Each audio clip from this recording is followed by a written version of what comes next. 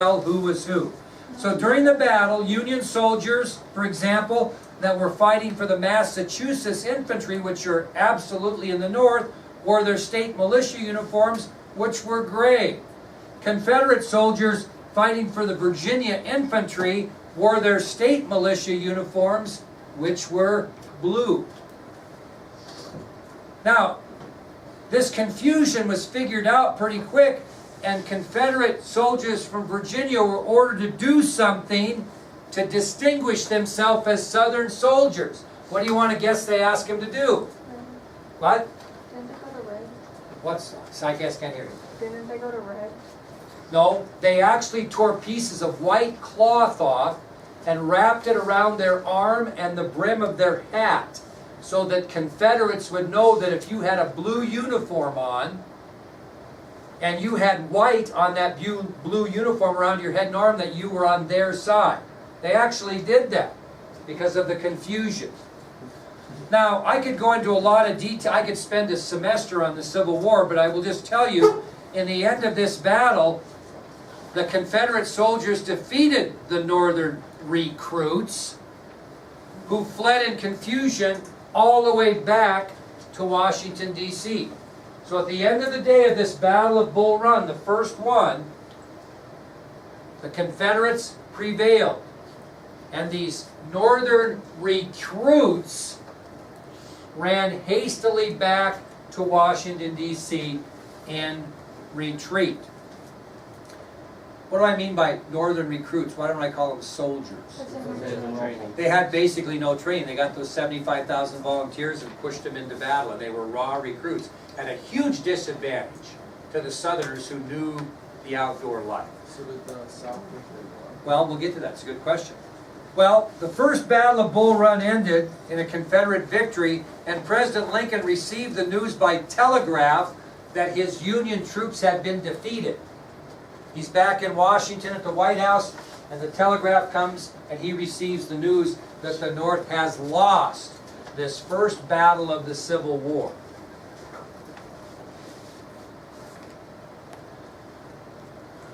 Now, here's where we have the first tactical mistake of the Civil War, strategical mistake. One of the two sides makes a big mistake at the Battle of Bull Run. Which side makes it? Probably. Why did the South make it? Why would they make it? No, you're close. The South makes the first tactical mistake. What should have they done at the end of the Battle of Bull Run?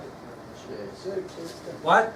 I'm thinking they should have followed them all the way. They should have chased them all the way back to Washington, D.C., seized the Capitol, and the war would have been over. But they chose not to do that because they fought what type of war? Defensive. They didn't go on the offensive. Their goal was to beat the Union, knock them back, and get them tired of fighting. So the first tactical mistake of the Civil War was if the Confederates would have pursued the Northern soldiers all the way back to Washington, the Civil War may have ended then and there in favor of the South. And American history would certainly be different than it is today. Now, this is an example of casualties. Casualties are going to be awful in this war. So I'm going to give you the casualties. Again, what are casualties? Dead, wounded, or captured. Dead, wounded, or captured. In this particular battle, 2,950 Union soldiers were lost. 2,950, either killed, wounded, or captured. 2,950 Union soldiers were lost in the Battle of Bull Run, compared to the 1,750 Confederates. Yep, casualties in the Battle of Bull Run were heavy. 2,950 Union soldiers were killed, wounded, or captured, in comparison to 1,750 Confederates. Now, let's think about that. Is that, you may think, man, we kicked their butt, right? They lost almost twice as many as we did. But what's the issue? Why does that not add up? Why does it not add up when you think of casualties? Why is that not as big a victory for the South as you might think it would, soldier-wise? Because they don't have as many. That's right. What do they have?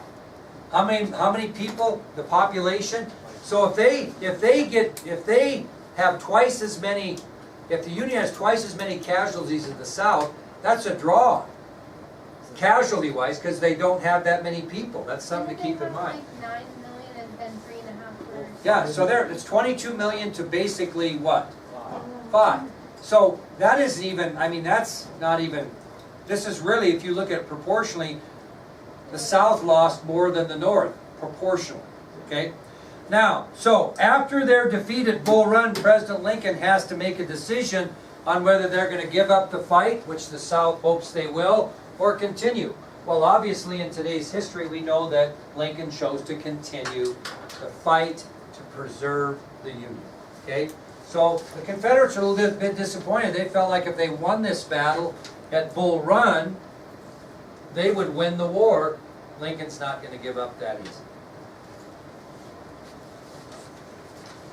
Okay, that'll take us to our last subtopic of the day, which is the Union blockade of southern ports. We talked about they were going to do that.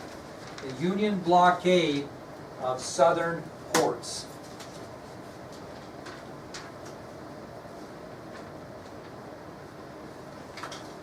How effective is this going to be? Pretty effective. Pretty effective. Let's take a look at this. How many miles are there? I mean, this almost reminds me of President Trump's border wall, okay? You know, they're talking right now that we're going to put a border here. Well, doesn't it seem like there's a lot of other ways that people could get into the country legally? Okay, well, that's a topic of a different discussion, but you're going to go from here. This is 3,500 miles of coastline that the Union is going to try to block off. That's going to be difficult, especially in the early part of the war. So Union warships and other vessels begin to blockade the more than 3,500 miles of Confederate coastline. This stretches from Virginia all the way around Florida, across the Gulf of Mexico, all the way to southern Texas, as I pointed on the map. 3,500 miles.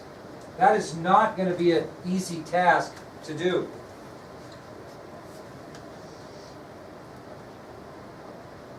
But they do make some progress. And I'm going to give you, it's not perfect, but I'm going to give you an example. So in 1860, when they start this blockade, they estimated that more than 6,000 ships either entered or departed from southern ports. 6,000 got in or out in 1860 when they first started this blockade.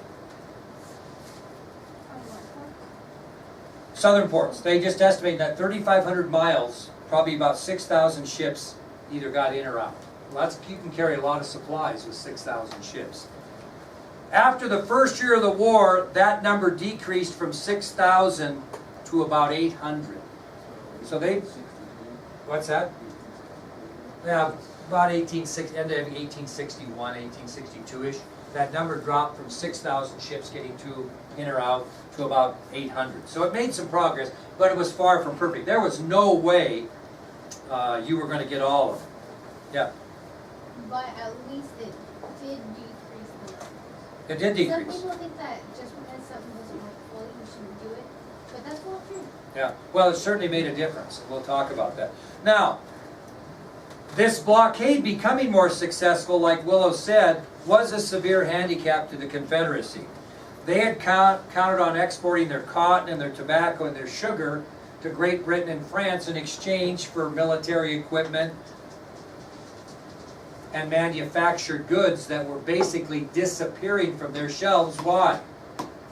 Where's all the manufacturing done? The North. So this really hurt the Confederacy. Even though it went, even though they still had 800 ships that were slipping through, they weren't being able to get as much cotton and tobacco and sugar to foreign countries to get the military equipment they needed and the manufactured goods.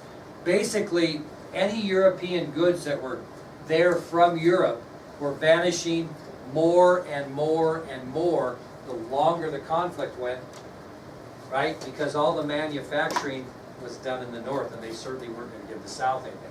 So this blockade wasn't perfect, but as Willow said, even though it wasn't perfect, it did hurt the Confederacy big time.